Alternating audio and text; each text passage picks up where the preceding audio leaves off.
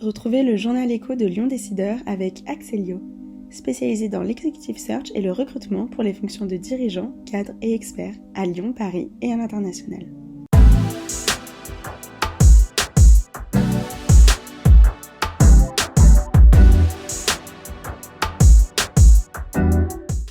Bonjour, à quelques jours de la convention annuelle de l'ADIRA, l'Association pour le Digital et l'IT en Rhône-Alpes, Pierre-Antoine Troubat, son délégué général, est notre invité dans un instant. Thème de cette convention le 14 décembre, innover pour devenir invincible, tout un programme. Et tout de suite, quelques infos en bref avec April qui est racheté par le fonds américain KKR, moins de 4 ans après avoir été cédé par Bruno Rousset, son créateur, à CVC Capital Partners. Le courtier grossiste en assurance lyonnais serait revendu sur une base de 2,4 milliards d'euros, soit 2,5 fois la mise de CVC en 2019. Éric Momy, le PDG d'April, très engagé dans ce projet de LBO, se réjouit de l'arrivée de KKR pour accélérer encore la digitalisation du groupe et son développement international. Rappelons que KKR est déjà actionnaire à Lyon de Cegid et du groupe Elsan, qui contrôle notamment la clinique du Parc. Le drapeau de WorldSkills, la compétition mondiale des métiers, est arrivé à Lyon, qui organisera en septembre 2024 le prochain grand rendez-vous international à Eurexpo, avec 1500 jeunes de moins de 23 ans en compétition dans 60 métiers. La France a fini 5e de la compétition 2022, à 4 petits points du 4e, le Japon. Pascal Gibert, ancienne élue socialiste et directrice générale de LPA, qu'elle avait quitté en froid en juillet sur fond de désaccord avec la métropole de Lyon, rebondit chez la Poste Immobilier, la foncière de la Poste. Elle est nommée directrice RSE et innovation de la Poste Immobilier. Enfin, le chiffre du jour, 20 millions d'euros, c'est le coût de la rénovation de l'hôtel des Postes de Lyon, place Antonin-Poncet. 14 000 mètres carrés entièrement rénovés après 2 ans d'études et 3 ans de travaux, confiés à 75% à des entreprises locales. Et c'est à souligner 90% de matériaux recyclés. Voilà, place à notre invité à présent, Pierre-Antoine Troubat. Bonjour.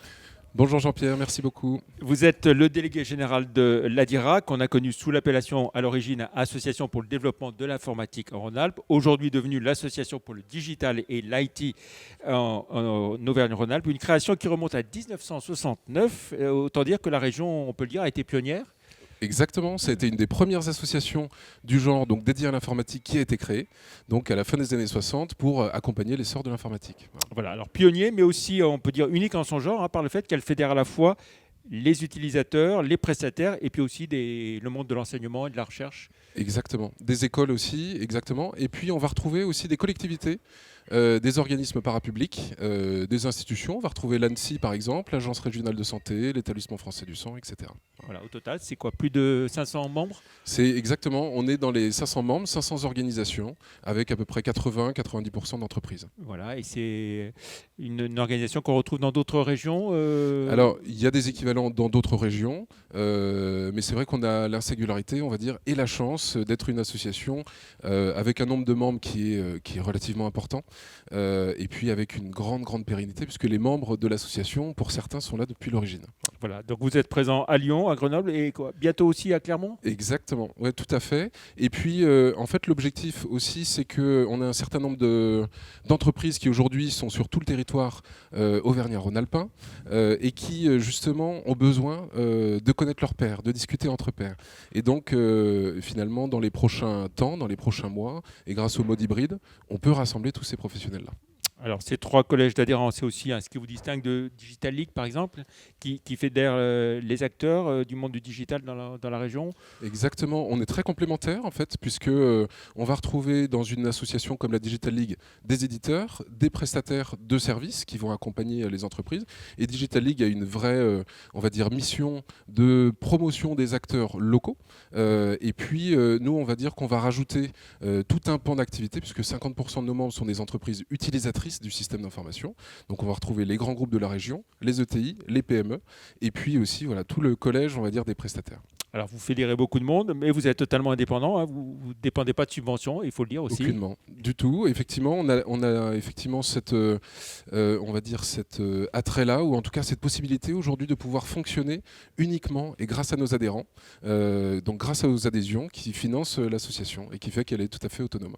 Alors, comment est-ce que vous fonctionnez? Vous avez beaucoup de groupes de travail, je crois, hein, plus de 23, Exactement, c'est ça, on est à 23 groupes de travail. Donc, ce qui fait de l'association, justement, Adira aujourd'hui une des plus actives du genre en France. Donc, pas seulement en région Auvergne-Rhône-Alpes, mais vraiment en France.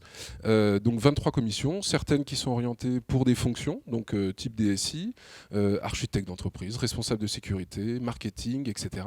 Donc, on va rassembler vraiment par fonction des gens qui ont des mêmes expertises, des mêmes problématiques, des mêmes enjeux. Voilà. Et puis l'idée, c'est aussi de faire travailler ensemble des startups et des entreprises classiques. Oui, tout à fait. Ça, c'est un énorme enjeu aujourd'hui pour les startups et aussi pour les entreprises, quelles qu'elles soient d'ailleurs. Il y a cet enjeu d'innovation. Et en fait, le principe est de faire se rassembler ces acteurs, ces nouvelles entreprises, ces porteurs de projets et faire en sorte qu'ils puissent trouver des débouchés, des partenariats, éventuellement des relations commerciales avec donc des entreprises. Et il se trouve qu'on a de la chance d'avoir un grand nombre et surtout des très belles entreprises. Donc ça peut vraiment être un piédestal extraordinaire pour les startups. Voilà, on peut dire que vous jouez un rôle de passerelle en quelque sorte. Tout à fait. Oui.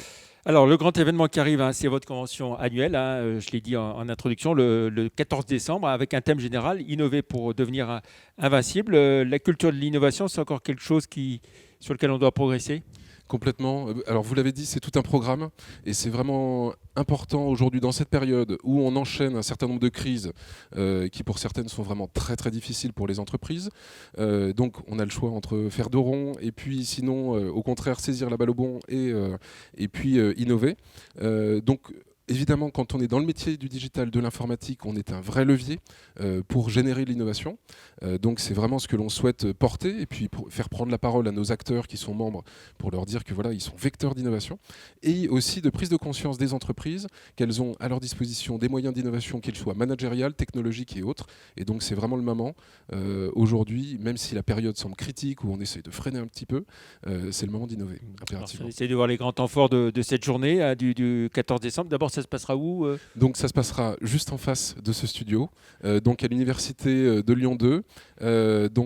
C'est dans le 7e arrondissement, dans le Palais Hirsch. Voilà. Et si on essaie de voir un peu le programme de la journée, les temps forts, avec des témoignages d'entreprises notamment. Oui, exactement. On va avoir en fait 4 témoignages, 4 interventions de speakers, dont certains sont très connus évidemment de la région. On va retrouver notamment Laurent de la Clergerie qui va intervenir sur les aspects de management, d'innovation managériale, donc la semaine de 4 jours entre autres. On va avoir un très bel acteur aussi qui s'appelle Bontas, qui est une entreprise qui est un équipementier automobile qui est du côté de Cluse, avec son directeur général qui va justement lui plutôt nous et adresser les aspects d'innovation technologique et de marché aujourd'hui. Et puis enfin Groupama Auvergne-Rhône-Alpes qui a mis en place une initiative qui est absolument extraordinaire qui s'appelle le G-Lab avec Philippe Vessac qui est à l'origine de cette initiative et qui justement permet de l'incubation, de l'excubation. Donc ça c'est 2 conférences l'après-midi et le soir on a la chance d'accueillir un monsieur qui s'appelle Yves Pigneur qui est inventeur du business model Canva, donc qui aujourd'hui sert la plupart des startups et des grands groupes dans le monde entier. Voilà, c'est ouvert aussi on va dire, au grand public. Oui, alors tout à fait. Annuelle. L'après-midi, donc de 14h à 18h, c'est ouvert à tous, puisque justement pour nous, c'est l'occasion et de passer un certain nombre de messages autour de l'innovation, autour de la digitalisation, et également de faire découvrir l'association. Donc rencontrer tous les groupes de travail, des exposants, des startups, etc. Et puis en revanche, le soir, c'est réservé à nos adhérents. Voilà, mais il faut peut-être s'inscrire pour venir. Exactement, il faut s'inscrire sur notre site, LinkedIn, etc. Voilà. Alors après cette convention, il y aura d'autres rendez-vous, hein, notamment un autre important fin janvier, le 26. Exactement. On co-organise donc avec une autre association qui s'appelle la Cuisine du Web un événement qui s'appelle les Halles du numérique, qui est un vrai temps fort où des décideurs vont pouvoir rencontrer des offreurs de produits et solutions numériques. Donc ça se trouvera à l'hippodrome de Paris le 26 janvier. Voilà. Et puis début mars, un rendez-vous important sur le thème de la cybersécurité qui concerne vraiment toutes les entreprises. Exactement, ça c'est vraiment on va dire un sujet d'intérêt collectif, puisque aujourd'hui la plupart des entreprises, on le sait, sont menacées. On a des exemples vraiment chaque jour dans la presse, etc.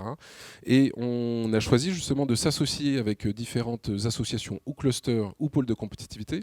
En l'occurrence, on va retrouver l'ENE, la Digital League, le Clusir et puis Minalogic. Donc on co-organise organise cet événement à Charbonnières, 2 jours avec 19 ateliers, 3 à 4 keynotes. Donc c'est vraiment extrêmement important que les dirigeants puissent y participer.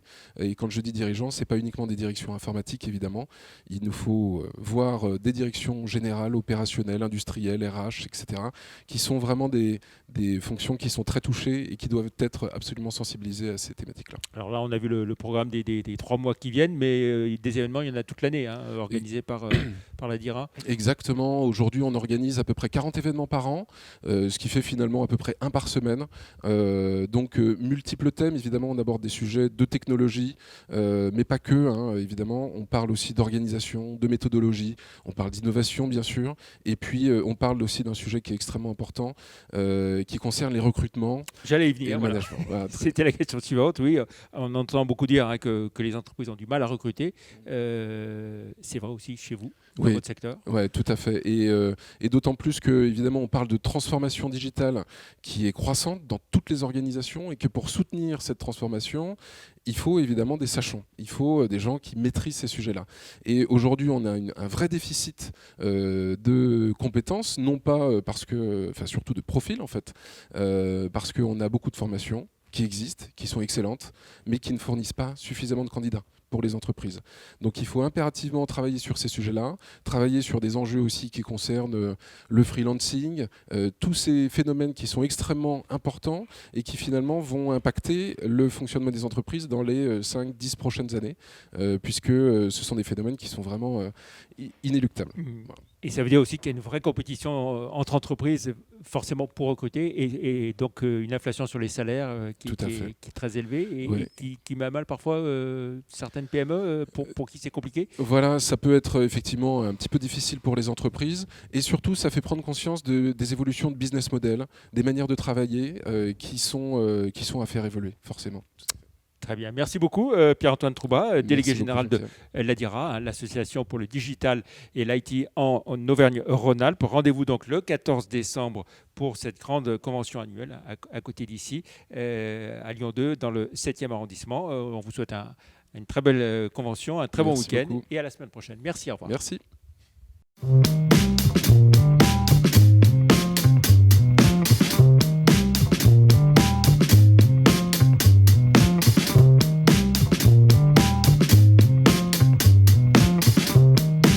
C'était le journal écho de Lyon Décideur avec Axelio, spécialisé dans l'executive search et le recrutement pour les fonctions de dirigeants, cadres et experts à Lyon, Paris et à l'international.